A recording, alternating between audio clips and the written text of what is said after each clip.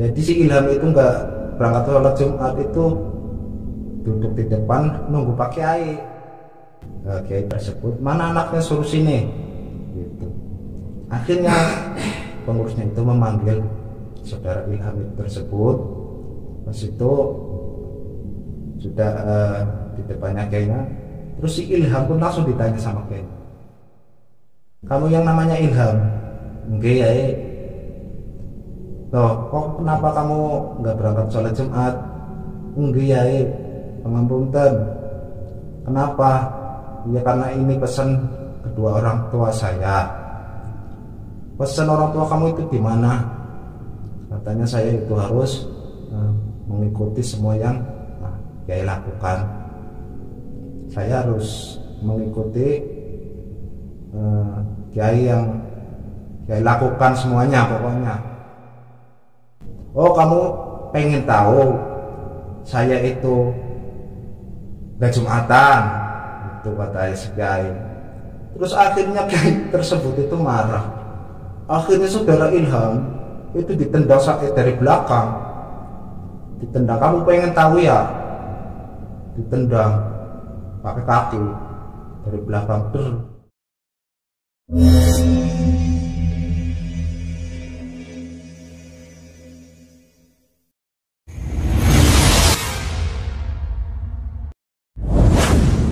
Assalamualaikum warahmatullahi wabarakatuh. Jumpa lagi bareng kami. Jangan lupa dukung kami dengan cara tekan tombol subscribe, dan apabila video ini bermanfaat untuk Anda, maka like dan share. Assalamualaikum warahmatullahi wabarakatuh. Salam kenal, salam jumpa untuk semua. Saya Mukroti.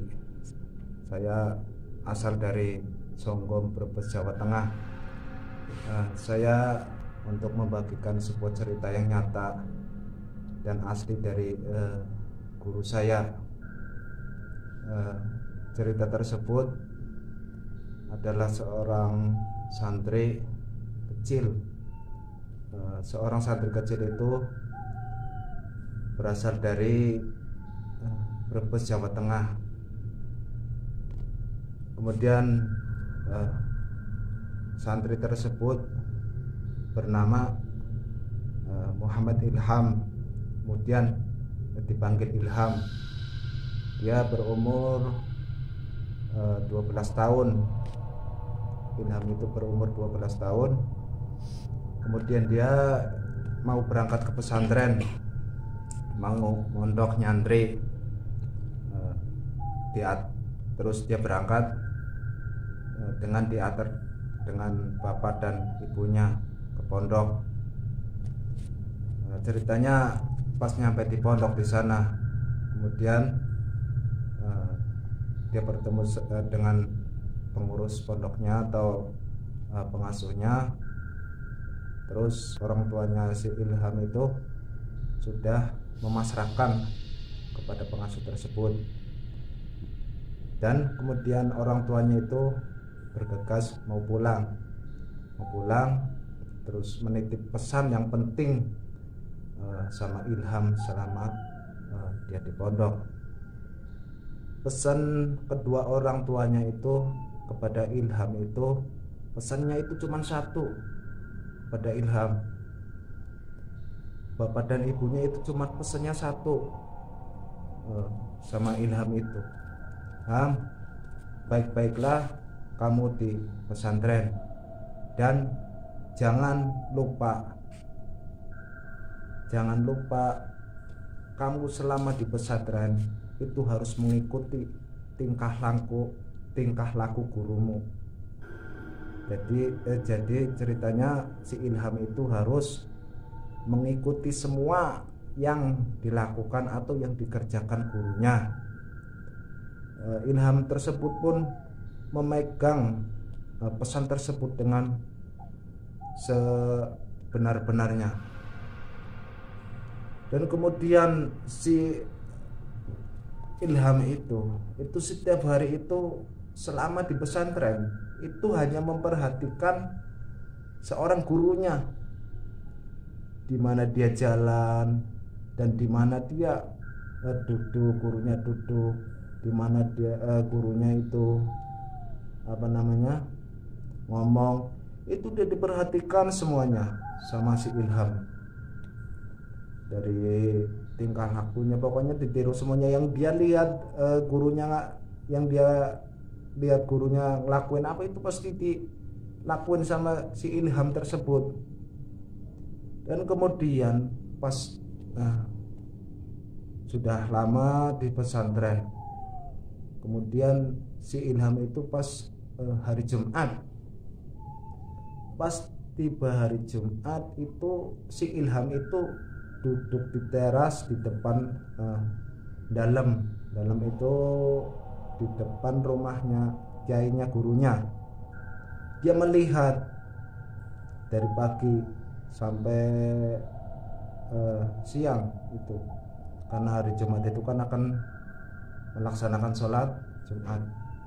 Dia duduk di depan nunggu kiainya berangkat sholat Jumat.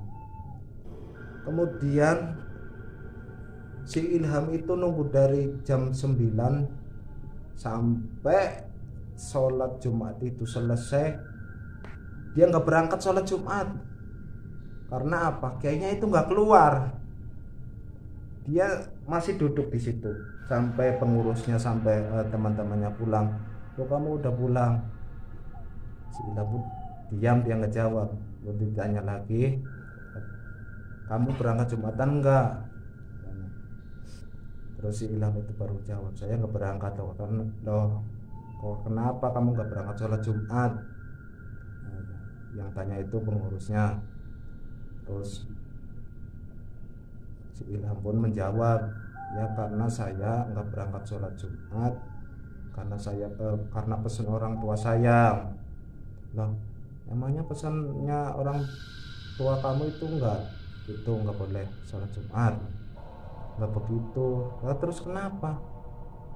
Orang tua saya itu menyuruh saya itu harus mengikuti kiai. Kalau kiainya sholat ya saya sholat, kalau enggak ya enggak, gitu ceritanya. Terus kemudian si Ilham pun dihukum karena enggak berangkat sholat Jumat. Pesantren itu dihukum. Pas dihukum, hukumannya berdiri di depannya itu, di depan rumahnya kiai. Pas seminggu dihukum itu, sampai seminggu, hari Jumat lagi. Pas hari Jumat lagi, si Ilham itu duduk lagi di teras itu, masih nungguin kiai berangkat Jumatan, sholat Jumat. Pas nyampe ditunggu lagi, itu kiainya gak keluar lagi. Makanya si Ilham gak berangkat lagi. Sama lagi kayak cerita pertama. Pengurus pulang, teman pulang, pas tanya jawabnya seperti itu. Karena orang tua saya itu menyuruh begini. Pas itu dihukum lagi, nyampe seminggu, tiba lagi hari Jumat, sama seperti itu, nyampe 3 kali Jumat dia nggak berangkat. Pas 3 kali Jumat nggak berangkat, terus pengurus pun bingung mau hukum lagi, karena apa? Sudah dihukum terus. Akhirnya pengurusnya dia bingung, terus dia sowan, minta pendapat kiai, menyampaikan bahwa si Ilham itu nggak pernah berangkat selama sholat Jumat itu 3 kali. Nah, terus kenapa alasannya, kayaknya nanya sama pengurusnya, kenapa alasannya si Ilham itu nggak berangkat sholat Jumat? Alasannya gini, kiai, katanya disuruh orang tuanya. Loh, disuruh di mana? Iya, orang tuanya itu menyuruh Ilham itu harus mengikuti semua apa yang kiai lakukan. Jadi si Ilham itu nggak berangkat sholat Jumat itu duduk di depan nunggu Pak Kiainya nggak keluar gitu. Oh begitu ya. Terus kiai tersebut, mana anaknya, suruh sini gitu. Akhirnya pengurusnya itu memanggil saudara Ilham tersebut. Pas itu sudah di depannya kiainya. Terus si Ilham pun langsung ditanya sama kiainya, kamu yang namanya Ilham. Enggak ya. Loh, kok kenapa kamu nggak berangkat sholat Jumat? Enggak ya. Pengampunten. Kenapa? Ya karena ini pesan kedua orang tua saya. Pesan orang tua kamu itu di mana? Katanya saya itu harus mengikuti semua yang Kiai lakukan. Saya harus mengikuti Kiai yang Kiai lakukan semuanya pokoknya. Gitu. Oh, kamu pengen tahu saya itu gak Jumatan? Itu kata si Kiai. Terus akhirnya Kiai tersebut itu marah. Akhirnya saudara Ilham itu ditendang dari belakang. Ditendang, kamu pengen tahu ya? Ditendang pakai kaki dari belakang. Sampai dia pun terbang. Ditendang itu terbang. Nyampe dia saking jauhnya itu nyampe ke alam jin. Jadi suasananya katanya si Ilham itu dia masuk ke seperti ke dalam lautan samudra, masuk air. Pas di situ nyampe bingung, pas masuk nyampe alam jin, ternyata kok di sana ada orang adzan. Sama pas itu mau berangkat Jumatan hari itu. Terus si Ilham pun dia bergegas untuk berangkat sholat Jumat. Pas dia berangkat sholat Jumat, dia menemui sebuah masjid di sana. Ada banyak orang Jumatan, berangkat Jumatan. Cuman dia posisinya paling belakang. Posisinya itu paling belakang karena dia sudah terlambat. Tapi pas dia duduk, dia pun mendengarkan sebuah khotbah. Pas khotbah, si Ilham pun mendengarkan. Karena apa? Si Ilham itu setiap harinya itu memperhatikan seorang gurunya. Jadi suaranya pun sudah kenal, sudah tahu. Loh, kok ini kayak suara guru saya yang khotbah ya? Dia pun sangat penasarannya. Dia pun bertanya-tanya dalam hati, apakah ini guru saya? Tapi ini nggak salah. Sangat penasarannya. Pas selesai salam Jumatan, dia pun ke depan, maju ke depan. Pas maju ke depan, terus dia lihat, dia pun wah ini nggak salah lagi, ini Kiai saya. Nyampe dia nangis minta maaf sama gurunya. Karena apa? Di dalam hati si Ilham itu berprasangka buruk, seorang Kiai itu nggak berangkat Jumatan. Itu dia pun minta maaf sama Kiainya sampai nangis. Terus Kiai tersebut, ya sudah, kamu itu kalau belum sholat Jumat aja kalau belum tahu ilmunya gitu. Terus kemudian saudara Ilham itu pun akhirnya ditendang lagi dari belakang lagi, ditendang Kiainya, ditendang gurunya itu dari belakang lagi ditendang. Dia pun terbang lagi. Pas terbang lagi nyangkutnya itu di kubah. Dan di kubah tersebut itu di atasnya masjid itu. Kalau sholat Jumat itu kan jam 12 lagi panas-panasnya. Ya dia nangis nyangkut di situ minta tolong.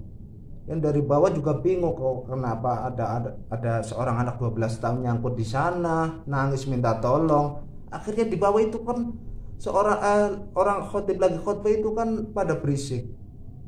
Akhirnya pas nolongin anak itu, terus dia ditanya, kok kamu bisa nyampe di sini? Akhirnya saudara Ilham pun bercerita sebenarnya kenapa saya nyampe di sini. Terus saudara Ilham itu menceritakan cerita tersebut yang asli. Posisinya kata di daerah Jogja itu, di daerah Jogja itu posisinya. Pas nyangkutnya itu di masjid situ.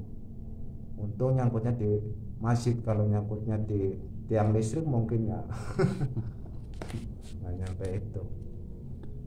Itulah cerita singkat dari saya, yang mungkin cerita asli yang tidak mengandung unsur kebohongan.